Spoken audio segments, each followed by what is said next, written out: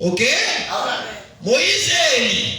Moïse et Élie. Et ensuite, après Moïse et Élie, ils ont dit quoi? Jésus. Amen. Amen. Est-ce que c'est bon? Maintenant, frère Branham appelle ça l'ordre de sa seconde venue. Bon, maintenant, l'ordre de sa seconde venue, c'est le 7e saut. Amen. Donc, pour comprendre la venue du Seigneur, il faut que nous déchiffrons ça dans le 7e saut. Alléluia. Est-ce que vous comprenez ça? En ce qui nous concerne l'épouse du temps de la fin, comment c'est que les événements du 7e saut se manifestent en nous? Qu'est-ce que nous avons vu en premier dans le plan de sa seconde venue du 7e saut? C'est la descente de Jésus dans la misère.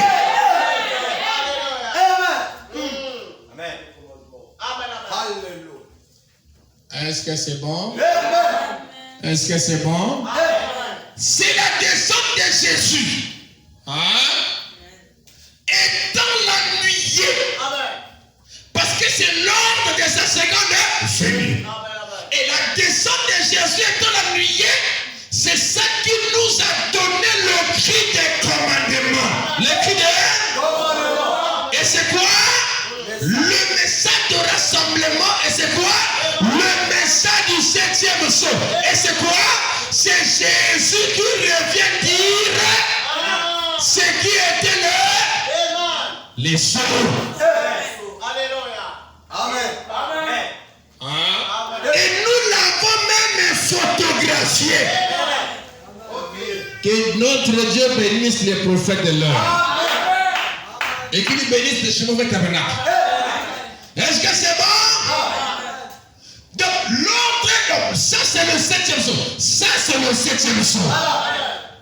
Donc nous avons vu Jésus comme étant l'ennuyé.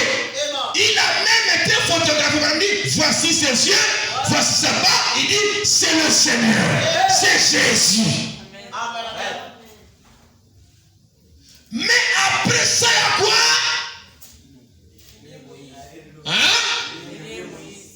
Après ça, il y a quoi? Il y a Élie et Moïse. Or que Élie symbolise les croyants de 1 Thessaloniciens 4. Donc, d'ici jusqu'à ici, jusqu'à là, nous avons 1 Thessaloniciens 4. Est-ce que vous me comprenez? Amen. Ça, c'est le cri de commandement. C'est Jésus lui-même qui descend. Branham dit au moment de cette venue-là, le 7e ange était sur la terre. Parce que c'est lui qui devait le recevoir. Vraiment, quand Jésus est descendu comme étant l'ennuyé, c'est lui qui l'a reçu, ses frères Branham.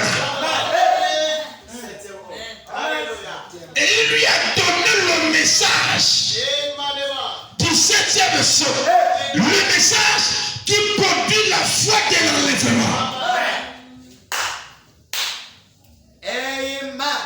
Voilà pourquoi nous avons dit la fois dernière que le 7e saut n'est pas un truc qu'on peut prendre en but. Voilà. 7e saut, donc ceci, il n'y a plus rien. Non. Le 7e saut, c'est un plan. Du plan de la rédemption. Ça va même jusqu'à l'introduction au millénium. Donc l'ennuyé, ce n'est pas l'introduction au millénium. C'est à la fin.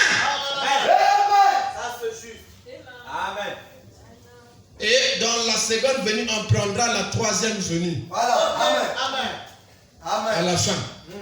Le volume 3. Donc, je disais ceci. Donc, ici, nous avons 1 Thessaloniciens 4.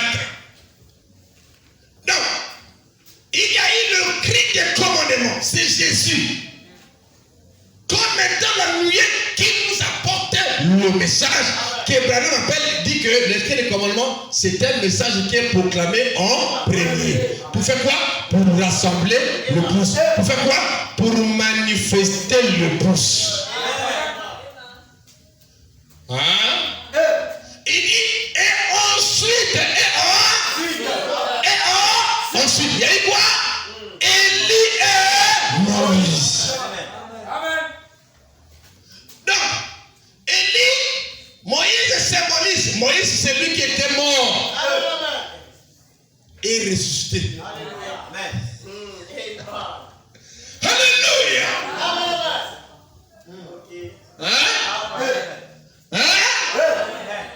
Quand il était sorti, Satan et Michael se sont débattus pour Jules le dit.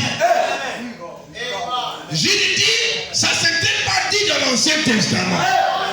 Dans l'Ancien Testament, il a dit que Moïse est mort, on l'avait enterré.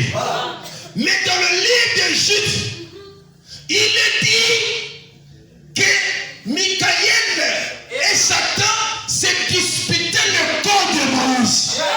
Voilà pourquoi j'aime frère Branham, parce qu'il dit ce qui est écrit, mais qui n'est pas écrit. Mais c'est écrit entre les livres. C'est Branham qui me dit, dans la brochure le temps de la moisson, que Moïse était mort et ressuscité. Voilà, quel tonnerre pour les pentecôtistes. Mais nous ne sommes pas les pentecôtistes. Nous avons reçu un prophète en qualité de prophète. Donc c'est Jude qui dit que Satan et Michael a eu un débat.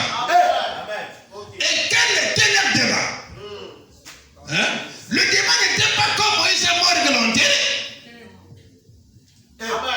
Il dit que le débat était que l'autre voulait le retenir là, l'autre voulait l'amener. Et Michael a remporté.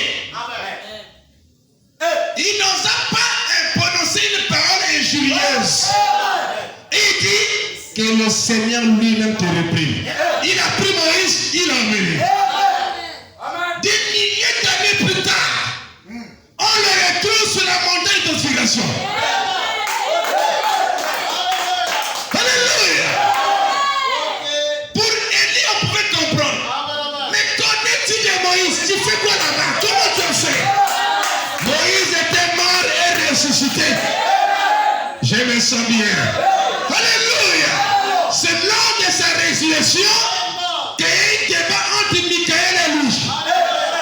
Il dit, mais lui, il a frappé le roseau des fois. Comment tu l'amènes là-bas? Non, non, moi je l'amène. Débat. A dit Moïse dans le milieu. Waouh! Il est mort au ciel. Je me sens bien. Et plus tard, à la montagne de confirmation, chapitre 17, on le voit lui et Moïse et Élie ensemble sur la montagne.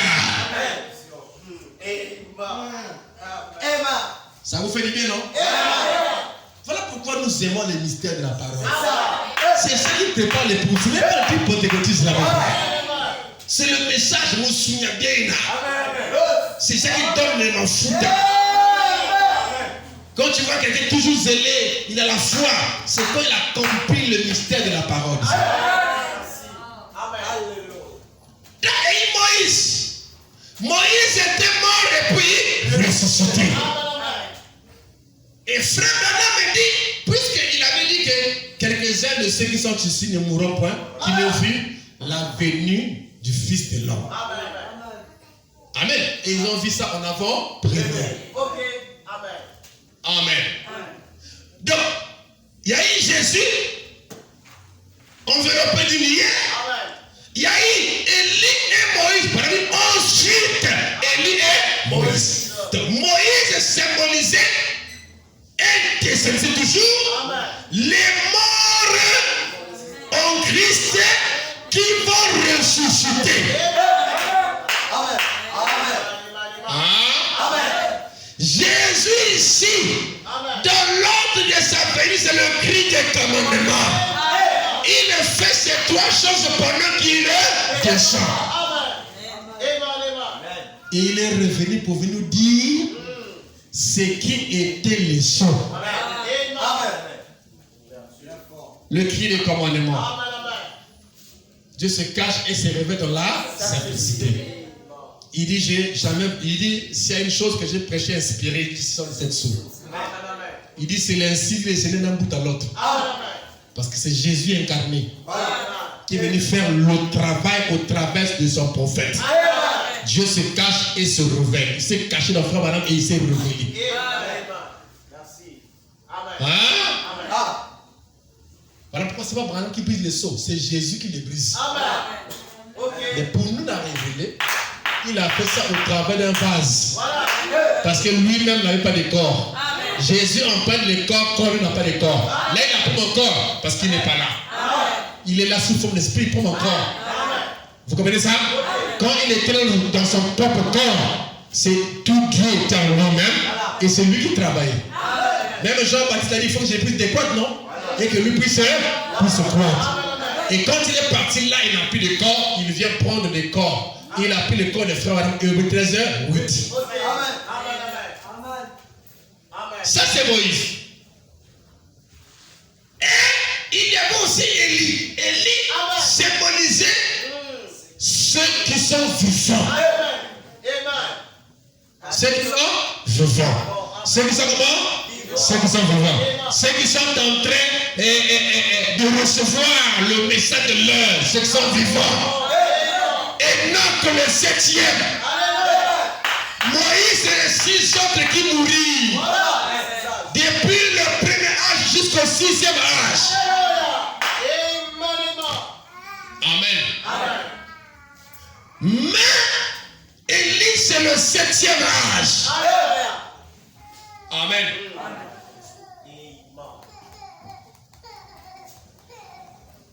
Donc il symbolisait ceux qui vont passer et ceux qui ne vont pas passer par la mort. Et puis dans les sons, Frère avait dit que tout le monde doit mourir. Tout mortel est appelé à mourir parce que Dieu avait dit tu es poussière, tu passeras, tu es poussière, tu retourneras à la poussière. Frère a insisté que Élie reviendra en Israël. Et là-bas, il va mourir parce que c'est un mortel, il faut qu'il meure. Alors, on lui pose la question, connais-tu Enoch? Il dit, je ne sais pas. Donc, le Enoch, c'est même des vrais types de l'épouse qui va voir l'enlèvement sans passer par la mort. Alléluia. Adam, Enoch était le 7e. Mais il n'était pas le 7e. Mais il est revenu, frère Branham, il est revenu sur notre situation pour typifier l'ordre de sa seconde venue. Donc Élie symbolise ceux qui ne vont pas passer par la mort. Et ensuite, Dieu te bénisse. On acclame le Seigneur. Donc, vous voyez, faites connecter mes frères, faites connecter. Et ensuite, Jésus seul. La Bible dit que le deux là, comme l'a dit frère Branham, ils iront à la rencontre de Jésus. Et Jésus sera seul. L'épouse ira vers l'époux. Jésus est la dernière des choses. Donc là, vous avez les cris de commandement, ok? Ça fait 1. Là, vous avez la voix de l'archange, qui n'est autre que la voix qui ressuscite les morts. Branham dit ce sera la même voix qui a parlé dans la tombe de Lazare, qui a dit Lazare sort de là.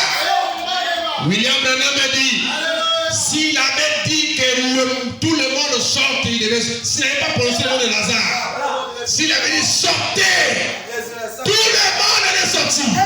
Il devait avoir une résurrection générale. Et cette fois-ci, il appellera simplement. Mais chacun de l'appel entendra son nom. Alléluia.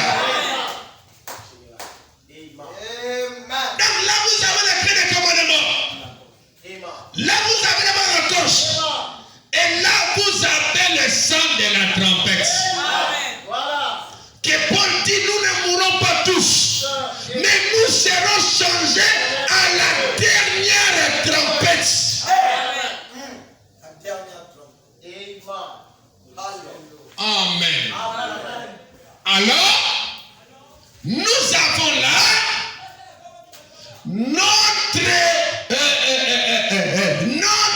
ordre de la seconde venue.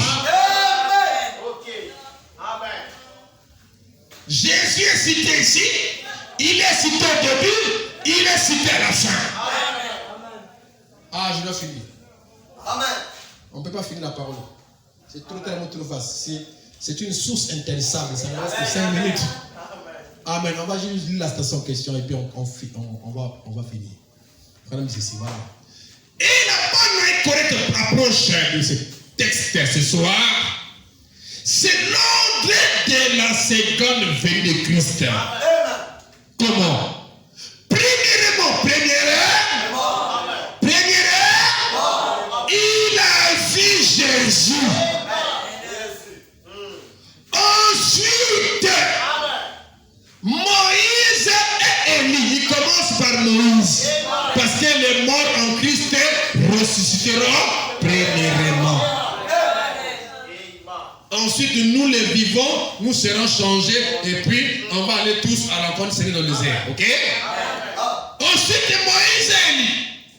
Et enfin, Jésus seul. Donc, Jésus cadre ces événements.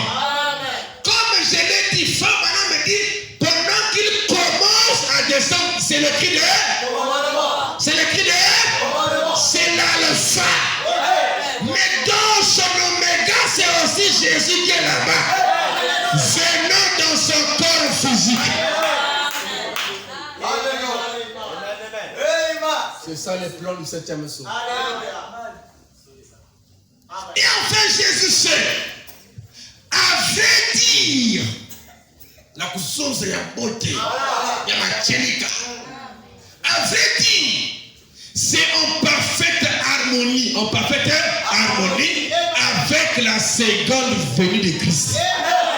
C'est en parfaite harmonie. Donc, si tu prends là-bas, tu amènes ici, tu détruis l'harmonie. Au nom de la nuit, Jésus est venu, nous sommes enlevés, tu as détruit l'harmonie. Le plan est là. Ça, c'est le plan. Le plan est là. C'est ça le plan.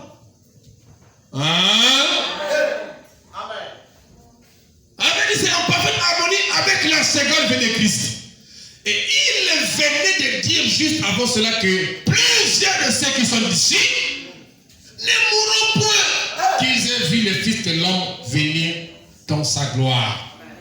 Il dit, c'était une préfiguration de sa seconde venue dans la gloire. Mais nous aimerions aborder cela ce soir par une voie nouvelle. Il dit, un autre détour, excusez-moi, car chaque parole de Dieu s'emboîte. Il n'y a pas de contradiction dans la parole de Dieu.